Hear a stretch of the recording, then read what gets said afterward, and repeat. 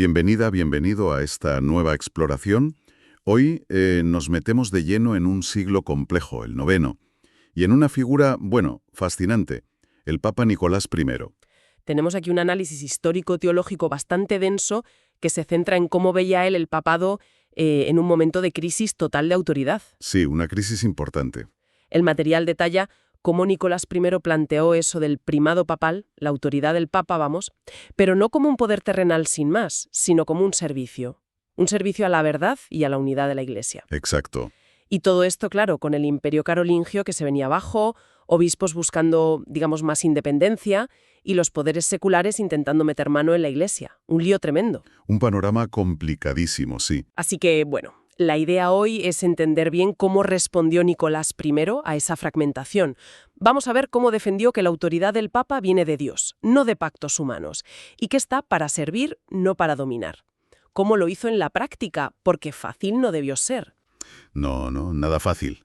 Es que Nicolás I surge, casi diría, como una figura providencial en ese caos.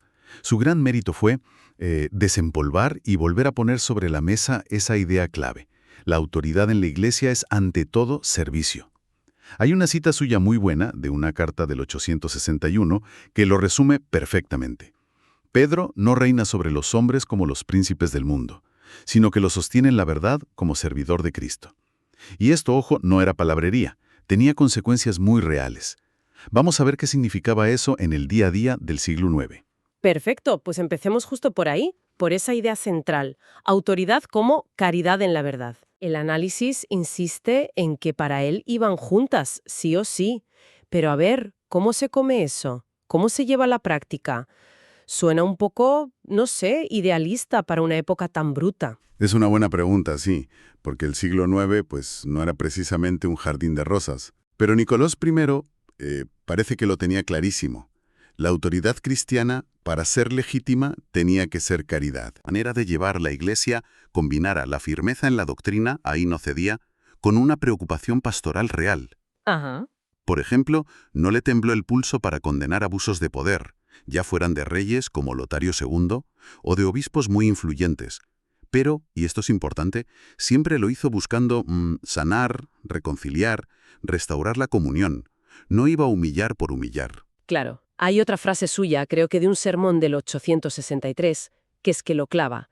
La verdad que no ama hiere, el amor que no dice la verdad engaña. Es un equilibrio muy delicado. Ya. Desde ahí, el primado papal no es solo tener la última palabra legal o ser el jefe. Se entiende más bien como una forma de caridad universal, con el Papa como guardián visible de esa comunión entre todos. Era una lógica totalmente distinta a la del poder secular. Entiendo. Entonces, frente a la idea de autoridad basada en la fuerza, en el poder militar o político, que era lo normal, él pone el foco en una misión más bien espiritual, unificar en la verdad. Pero, ¿de dónde saca esa legitimidad? ¿En qué se basa para decir algo tan, tan fuerte? Pues fundamentalmente en la Escritura. Él vuelve una y otra vez a los pasajes clave del Nuevo Testamento sobre Pedro, sobre todo a dos momentos. A ver, primero, las palabras de Jesús en Cesarea de Filipo. Tú eres Pedro y sobre esta piedra edificaré mi iglesia.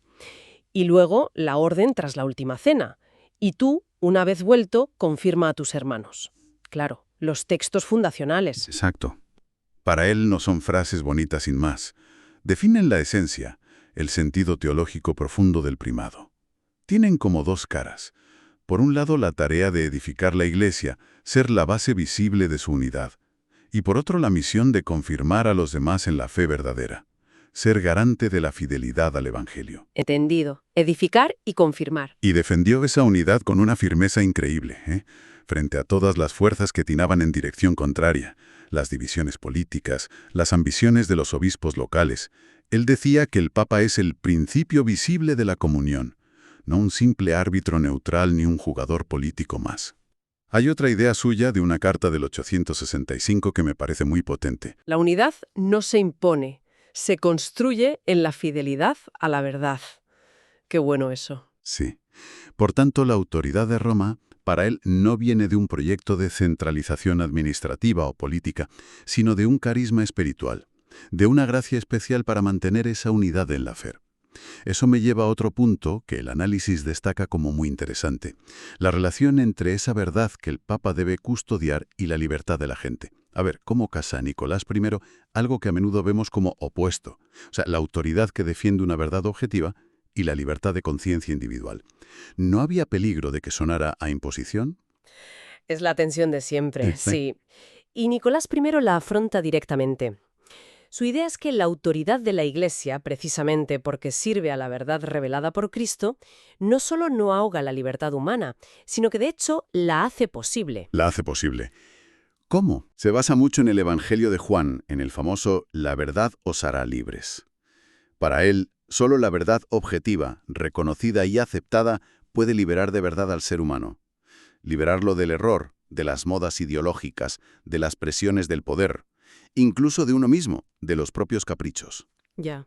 Esto fue clave en sus polémicas más gordas. Por ejemplo, con el rey Lotario II, que se quería divorciar a las bravas, o con Focio, el patriarca de Constantinopla, por temas de doctrina y jurisdicción. Nicolás sostenía con mucha firmeza que someterse a la verdad de Cristo no es esclavitud. Al revés, es participar de la libertad de Dios. Hay una carta tremenda que le manda al rey Lotario en 864, donde le dice algo así como: «No hay libertad donde se niega la verdad, y no hay verdad donde el alma se somete al error por conveniencia». Uf, qué directo. Sí, sí. Es decir, la autoridad espiritual que es fiel al Evangelio, según él, no busca aplazar la conciencia, sino iluminarla. Darle herramientas para que elija libremente el bien, protegiéndola de engaños, vengan de donde vengan. Vaya, es una visión muy potente, ¿eh? Basar la libertad en la sumisión a la verdad. La verdad es que da que pensar. Y volviendo a Pedro, al apóstol mismo, ¿cómo interpretaba Nicolás I su figura? Porque Pedro, perfecto no era. Exacto. Y aquí yo creo está uno de los puntos más originales y profundos de Nicolás I, según leemos en las fuentes.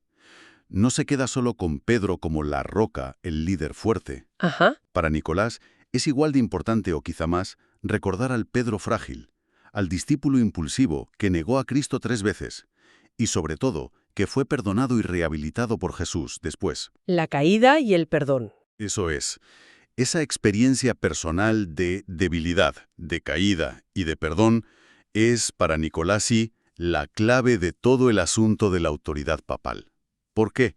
Porque significa que la autoridad del sucesor de Pedro no viene de que el papa de turno sea perfecto o impecable. Nadie lo es. Claro. Viene en el fondo del perdón que Pedro recibió de Cristo sin merecerlo. Esto le da una dimensión muy cristológica y de misericordia al primado. El Papa no es un superhombre, representa la misericordia de Dios que siempre sostiene la verdad. Es una autoridad que, como ha conocido la fragilidad, simbolizada en Pedro, puede entender y confirmar a los hermanos que también caen. Eso es muy interesante. Hay una frase de un sermón suyo del 862 que es oro molido. Pedro niega y es perdonado. Así aprende a confirmar a los demás. Fíjate qué cambio de perspectiva. La propia caída se convierte en la escuela para ser pastor. Increíble. Esto transforma totalmente la idea de autoridad. No es un poder judicial frío, sino un servicio redentor, encarnado en alguien que sabe lo que es necesitar misericordia. El Papa no es solo el guardián de la ley, sino el primer testigo de la gracia. El que recuerda siempre esa tensión entre la justicia de Dios y su misericordia infinita. La verdad es que esa mirada humaniza muchísimo la figura del Papa y el primado. Le quita esa imagen de poder casi imperial que a veces se le ha dado. Ahora, si el Papa es este servidor perdonado que confirma en la fe, ¿cómo encaja eso con el resto de la Iglesia? Con los obispos, por ejemplo, que también tienen su autoridad.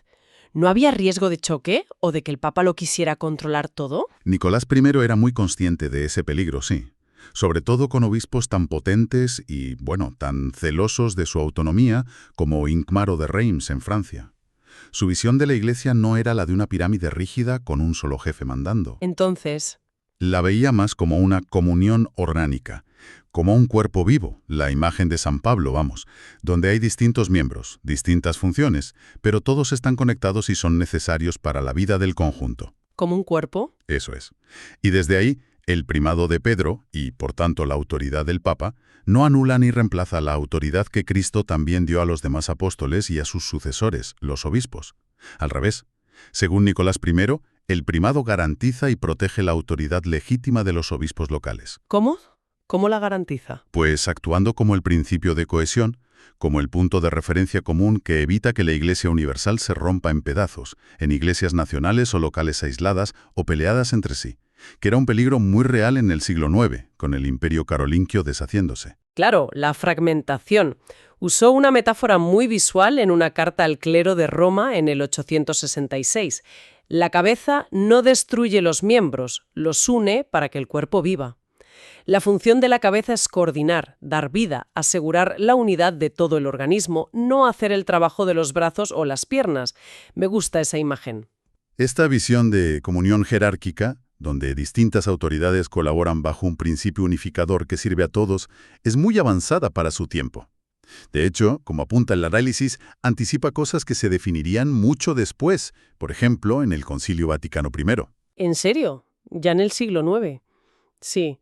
La Constitución Pastor Eternus de ese concilio habla de la jurisdicción papal no como un poder absoluto, sino como un servicio para confirmar a los otros pastores, los obispos, y asegurar la unidad, pues Nicolás I ya apuntaba ahí.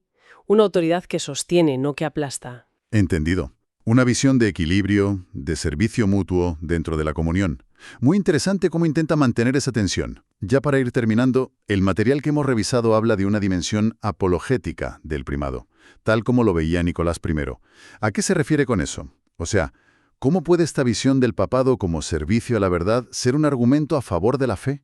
Una especie de prueba de credibilidad en un mundo, pues eso, fragmentado o escéptico. Primado, y él intentó vivirlo así, con muchas dificultades, pueden verse no como un problema o un obstáculo para creer, que a veces es como se presenta el Papa, sino todo lo contrario, como una garantía. ¿Una garantía de qué? De la autenticidad histórica y de la continuidad de la fe cristiana a lo largo de los siglos. A ver, piensa en el contexto. Un mundo político que se deshace. El Imperio Romano ya es un recuerdo. El orden carolingio se rompe. Un caos, sí.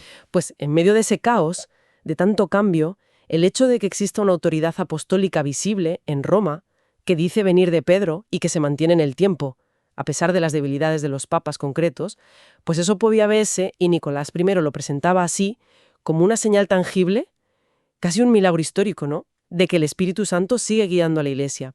Es como decir, mirad, a pesar de todo, esta sede de Pedro sigue ahí, como referencia de la fe verdadera. Entiendo el punto. Hay otra cita que se le atribuye, de esa misma carta del 861 que comentamos al principio, que lo dice bien. El que ve a Pedro en su sucesor ve el signo de que Cristo no abandona a su pueblo. Así que su propio papado, tan centrado en ese ideal de servicio a la verdad y la unidad, y tan firme contra las injerencias del poder político, se convierte en una respuesta viva a la crítica de entonces y de ahora, que dice que el papado es solo poder terrenal, ambición política o un simple invento histórico. Claro. Nicolás I muestra con su vida y sus escritos, según esta lectura, que el corazón de la misión papal es ser servidor del Evangelio y custodio de la verdad, protegiendo así la fe de todos, no imponiendo una ideología humana. La propia continuidad de esa institución, entendida así, sería un argumento a favor de la promesa de Cristo de estar con su Iglesia siempre. Muy claro. Entonces, si tuviéramos que resumir la esencia de lo que hemos visto hoy sobre Nicolás I, a partir de este análisis, podríamos decir que para él el primado no es una estructura de poder, no es un cargo político, es una vocación de fidelidad. Eso es, una fidelidad a Cristo y a su mensaje. El Papa actúa en nombre de Cristo. Su tarea es mantener unida a la Iglesia en la verdad y en el amor, buscando una adhesión libre, iluminada, no una obediencia ciega. Me ha gustado esa frase, que resume su espíritu. La fuerza de Pedro no está en su poder, sino en su fe. No en su trono, sino en su cruz. Muy buena síntesis. La autoridad papal, vista así, tan espiritualmente, no viene de la tierra, ni de pactos, ni de la fuerza. Viene de arriba, de una misión divina. Y su meta es confirmar la fe de los hermanos y hermanas en la Iglesia. Exactamente. Esa es la imagen potente que nos deja Nicolás I a través de estos documentos. Una autoridad espiritual que actúa como memoria viva de Cristo Pastor, que es garante visible de la unidad en la diversidad y que entiende su papel como un servicio clave a la verdad que libera y al amor que construye. Un legado importante, sí, Y esto, claro, nos deja pensando, ¿no? Nos lleva a una reflexión que va mucho más allá del siglo IX. Si la autoridad, cualquier autoridad, podríamos decir, encuentra su verdadera legitimidad según esta intuición de Nicolás I, no tanto en el poder que tiene, sino en el servicio desinteresado a la verdad y, por tanto, en promover la auténtica libertad interior de las personas, ¿cómo podrían las estructuras de autoridad de hoy, religiosas, políticas, sociales, incluso en las empresas, reorientarse hacia ese ideal? ¿Cómo podrían esforzarse por actuar y ser vistas más como un servicio que ilumina y potencia la libertad responsable, en vez de ser percibidas solo como un poder que limita, que controla o que impone desde arriba? Buena pregunta. Es una pregunta quizá incómoda, pero creo que fundamental. Y es curioso que nos la siga planteando un papa del siglo IX, ¿verdad? Sobre la naturaleza misma del liderazgo y la autoridad en cualquier ámbito de la vida, da para darle una vuelta desde lodo.